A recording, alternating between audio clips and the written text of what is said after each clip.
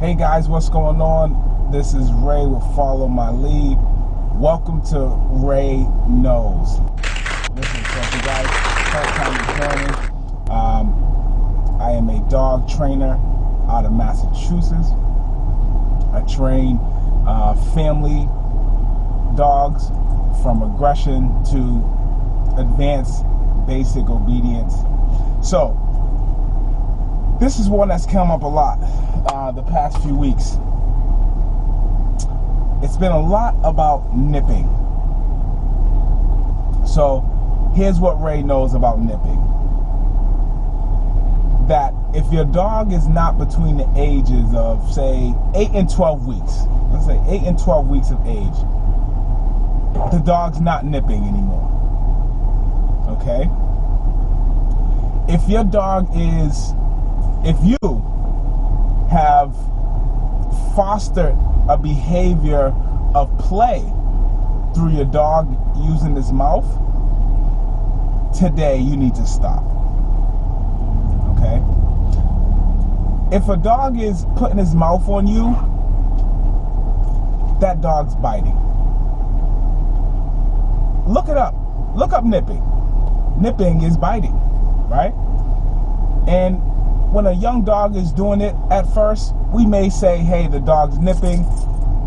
We're going to work through correcting that behavior as the dog's a puppy, right? But when the dog is a young adult and older, that dog is no longer nipping. So why is that important, guys?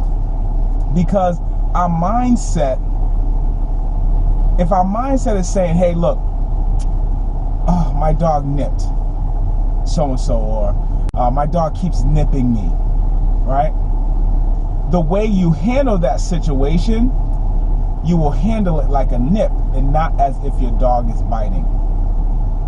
That's why it's important. Or you keep letting it go because it's just nipping. And you may know, like, I hate this behavior. I don't want my dog doing it anymore. And you may just say, but you know, he's just nipping. I used to play with him that way. He's just playing. Listen, if your dog is putting his mouth on you, the dog is biting. Okay? Let's stop the whole nipping. The dog isn't nipping. Right? There's nothing fun and playful about a dog, especially like a puppy. Even though we're going to say we'll give it that 8 to 12 weeks, we'll call it nipping. Those dogs, that puppy's teeth in that 8 to 12 weeks is super sharp. And it kills to have those teeth on your flesh. But listen, a dog should never have his mouth on your flesh. Now, I'm talking about my family dogs out there.